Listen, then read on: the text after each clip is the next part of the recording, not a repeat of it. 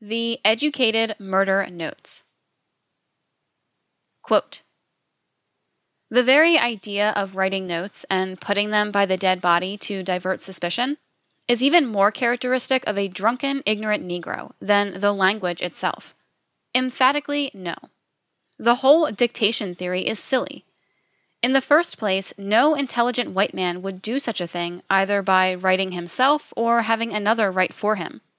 He knows that handwriting is a sure clue." End quote. Leo Frank. A review of the two murder notes side by side reveals some interesting characteristics. Note 1, 39 words. Quote, "Ma'am, that Negro hired down here did this.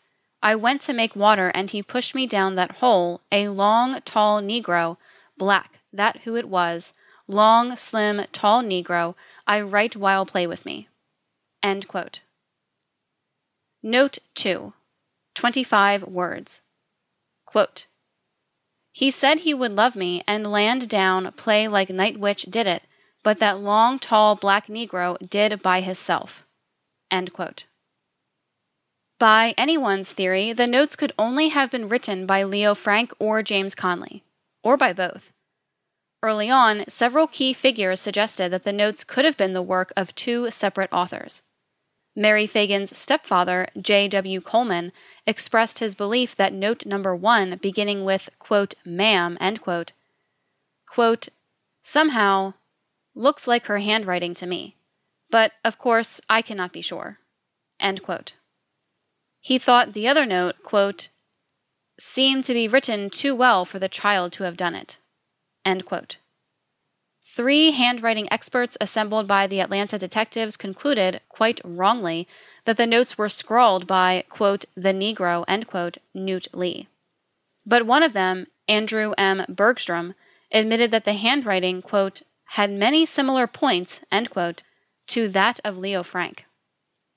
According to the Journal, quote, "he pointed out that a man of Frank's intelligence could have disguised his hand more readily than the Negro," end quote. Several suspicious features tend to point to Leo Frank as the author. The sheer wordiness of both notes is excessive, given their purpose of deflecting blame onto a black man.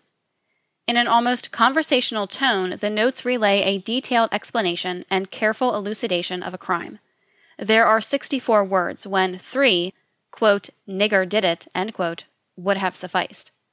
For similar self-defeating loquaciousness, see Leo Frank's disastrous written statement that he read aloud at his murder trial. The sophisticated intent of the notes caused the police to be uncomfortable with Newt Lee as a suspect, for it, quote, "was too subtle a plan to suggest itself to Lee's mind," end quote.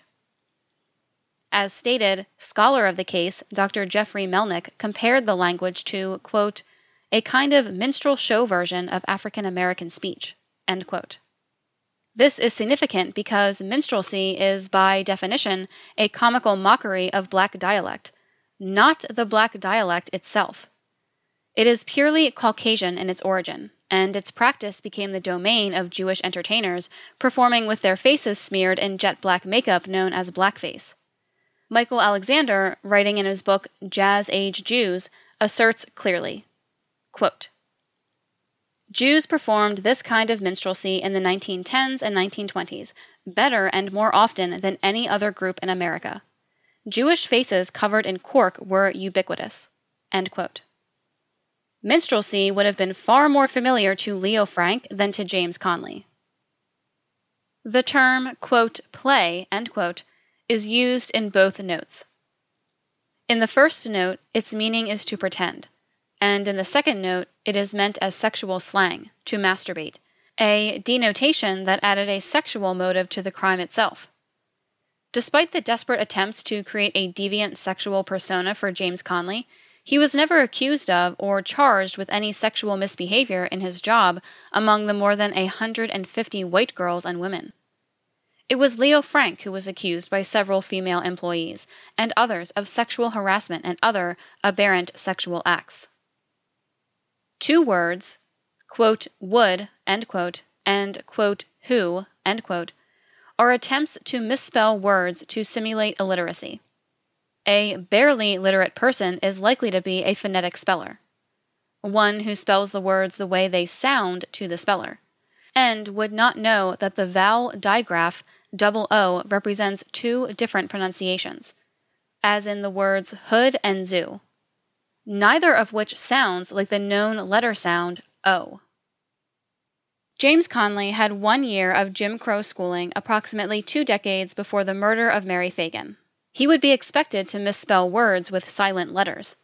Of the 64 words in the notes, 18 contain silent consonants and/or vowels, and the writer of the murder notes put these letters in their proper places. Said, love, play, like, night, which, tall, black, buy, hire, here, make, whole, black, slim, tall, right, while. Of the 64 words, 20, below, contain digraphs, 2 letters combined to make a single sound. Would, down, play, by, that, tall, black, that, down, this, push, down, that, tall, black, that, tall, while, play, with.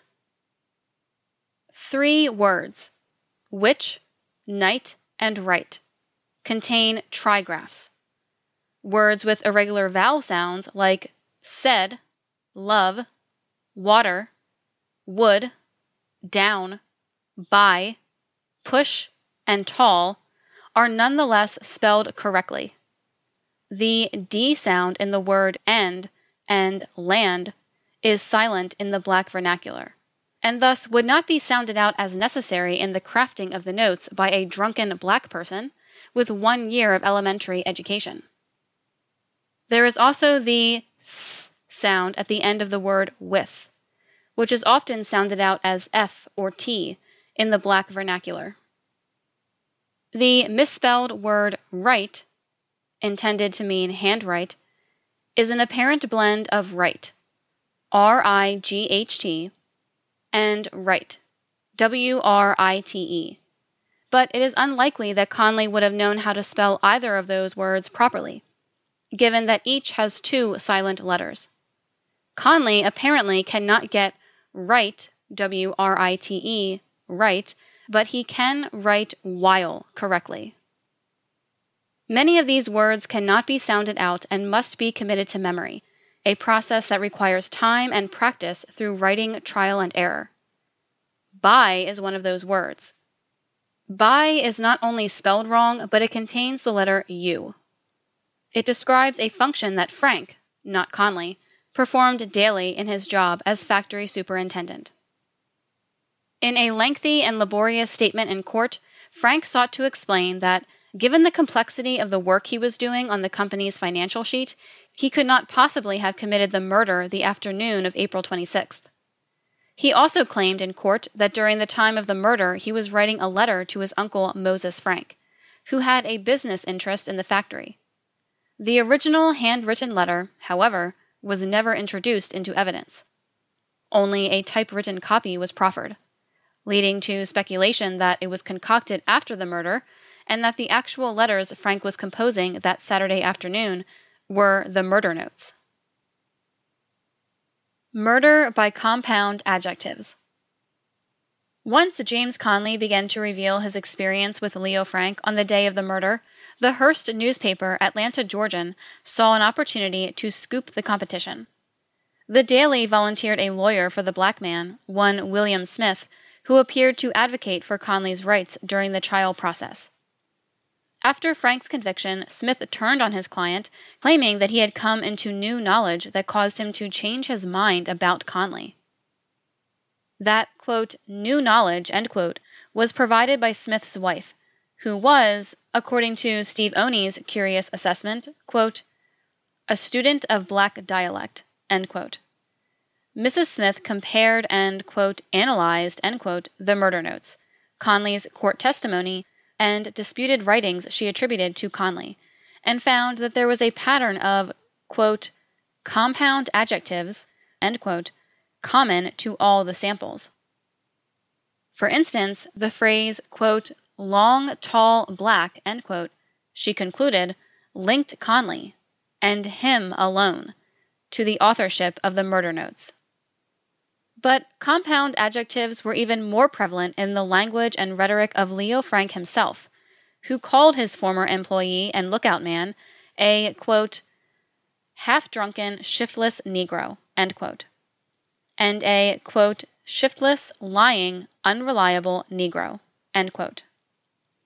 Frank's own attorneys followed suit and loaded on the adjectives in clusters. Quote, Conley is a plain, beastly, ragged, filthy, lying nigger, end quote. Quote, Conley is a plain, dirty, filthy, lying, drunken, and probably lousy nigger, end quote. He is a, quote, dirty black Negro, end quote. Quote, this dirty, lying, low-down Negro, end quote. And a, quote, drunken, crazed Negro, end quote. Compound adjectives also appeared in the New York Times coverage of and commentary on the case. Quote, drunken, obscene Negro jailbird, end quote, or, quote, lying, licentious Negro, end quote. In reference to Conley, the American Israelite printed multiple conjoined adjectives, calling him, quote, a miserable Negro ex-convict, end quote. Steve Oney even implicates himself. Quote, Jim was an ignorant, drunken lowlife, end quote. Nonetheless, Mrs. Smith's unsupportable yet unchallenged, quote, argument, end quote, was accepted as legitimate evidence by Governor Slayton in his official commutation order, and subsequently by writers seeking to exonerate Leo M. Frank. Governor Slayton and the No. 2 debate. Frank's team of appeals lawyers pored over the trial testimony, seeking some angle to free their client from the gallows. With no significant legal options available to them, they resorted to a most desperate ploy. They deduced that a pile of human feces found in the factory's elevator shaft decisively proved that James Conley, and he alone, was the murderer of Mary Phagan.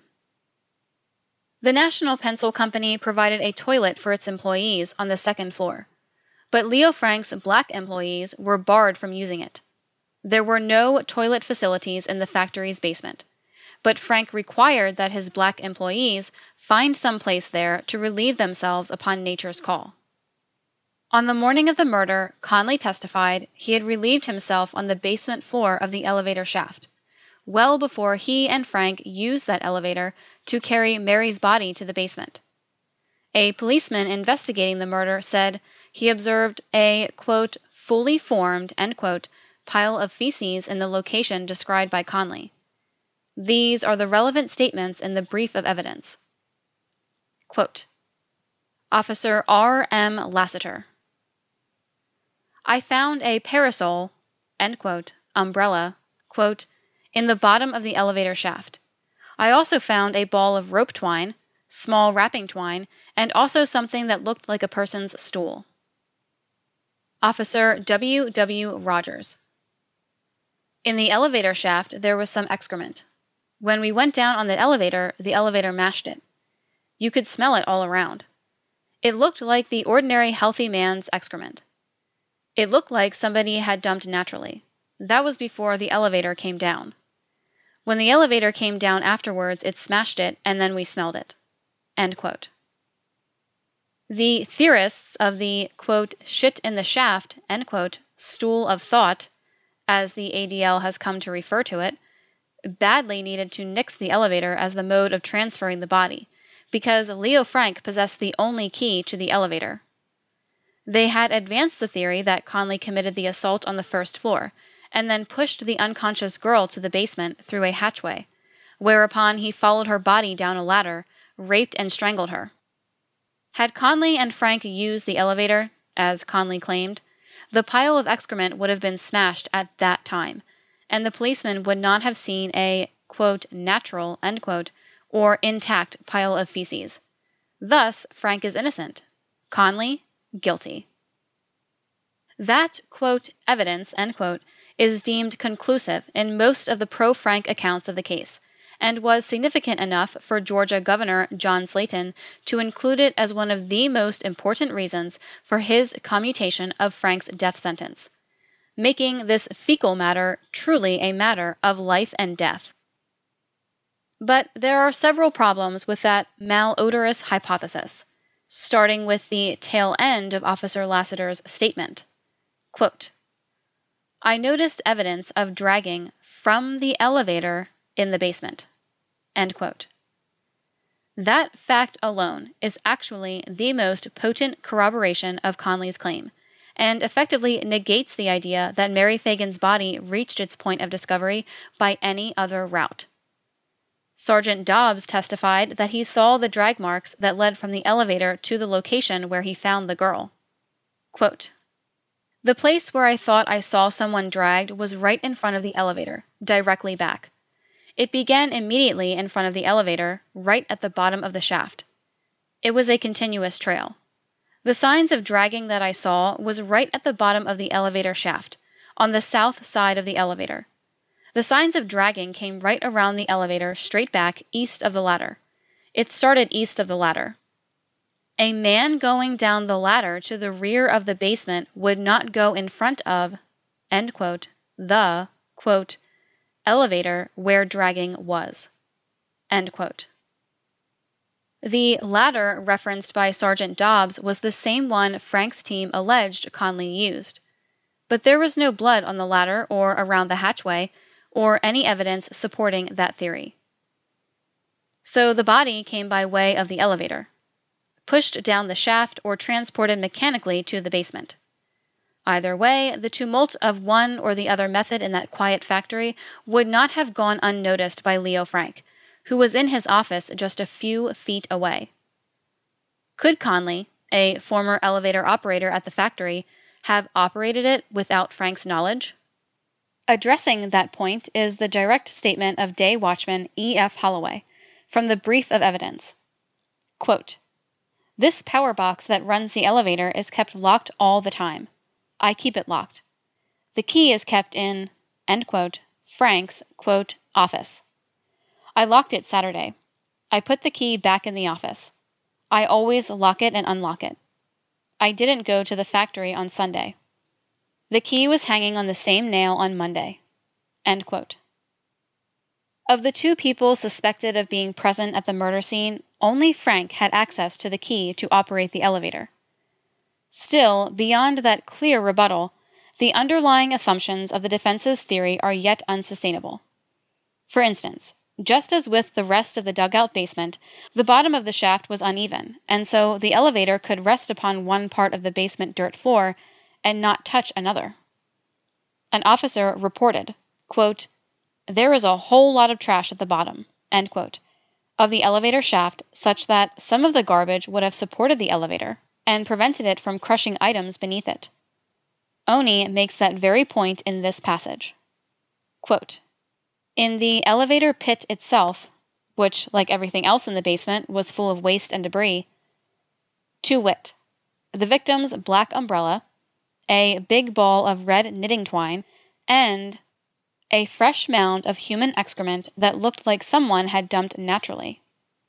End quote.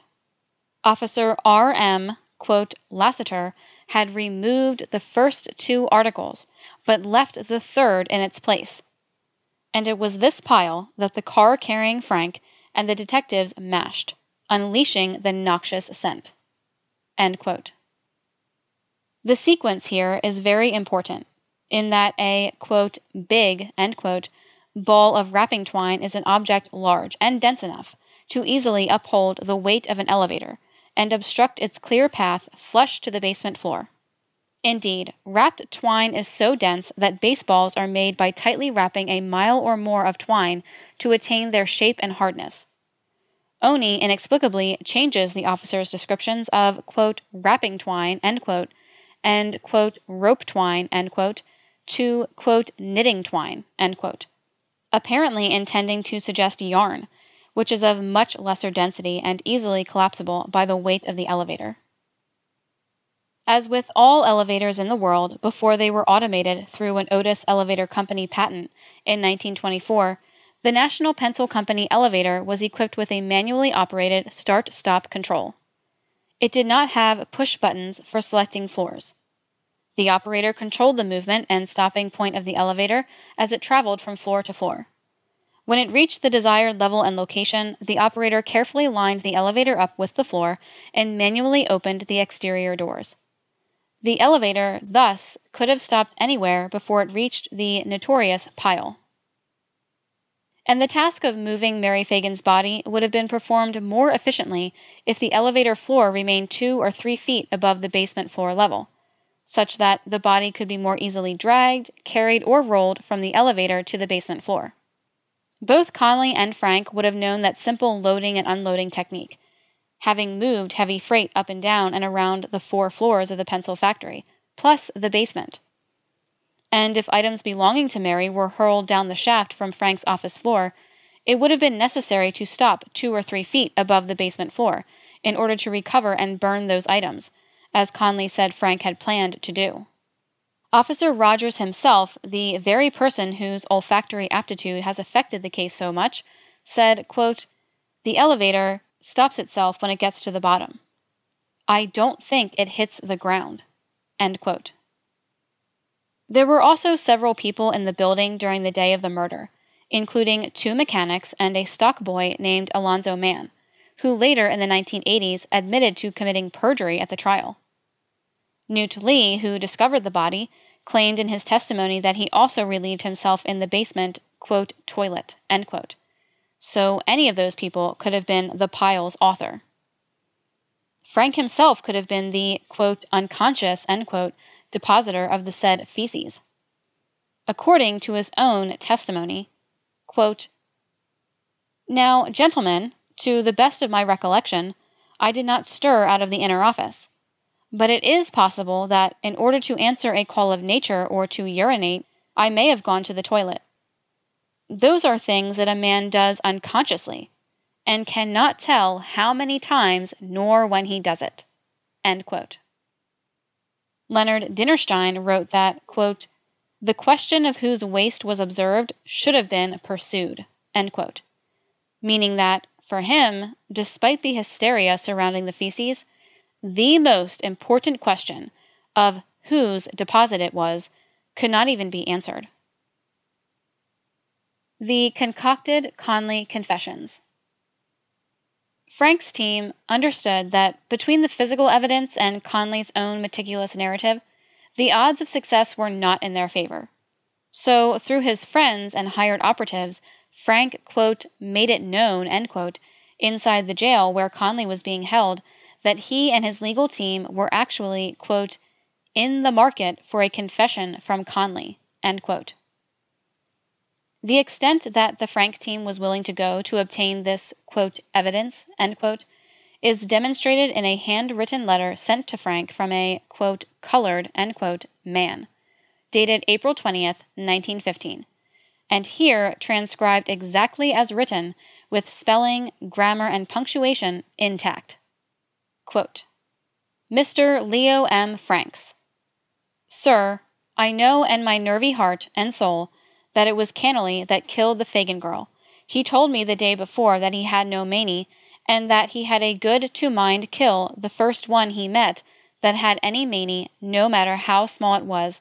I feel like a bull, he said to me as a little girl passed by, as we were talking just outside of Frank's place.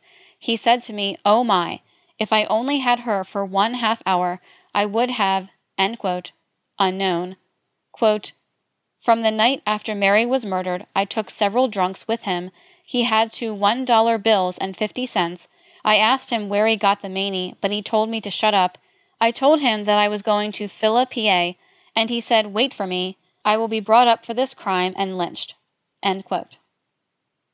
And despite the tortured syntax of this twisted testimonial, the envelope in which the letter arrived carried the perfectly spelled inscription, quote, "Please give this letter to Mr. Frank," end quote. No one accepts this letter as authentic, coming as it did a full 2 years after the murder. The telltale mix of stylistic anomalies is very close in form to the 2 murder notes, such that the envelope might have more accurately said, "Please give this letter back to Mr. Frank." But there are several examples of alleged confessions falsely attributed to James Conley. Shortly after Conley's revelations about the murder became public, an insurance salesman named William Mincy emerged, claiming Conley had confessed to him. He was deemed a marquee witness that would clear Leo Frank, but he never showed up at the trial and, according to Harry Golden, he was, quote, "an obvious fraud and publicity seeker," end quote, who, quote, "dealt the defense a staggering blow," end quote.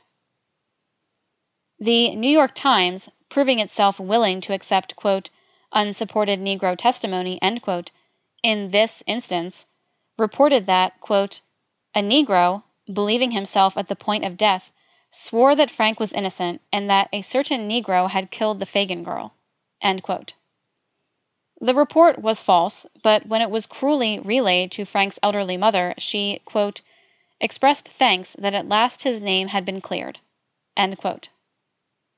Quote, "Frank's friends will try to get Conley to confess," end quote. That is the actual first-page headline of the Atlanta Journal of November 10th, 1913, more than 2 months after the conviction of Leo Frank in an Atlanta court of law. The article elaborated, quote, "Friends of Leo M. Frank asserted, they will endeavor to induce the police to make an effort to secure a confession from the Negro," end quote. Who the friends are and how this inducing would occur are not disclosed, but the brazen audacity of the act on Frank's behalf is revealing. Another even more telling headline in the Atlanta Journal of March 12, 1914 reads, quote, "Sleuth will try to force confession from Negro that he and not Frank slew Mary Phagan, it is said," end quote.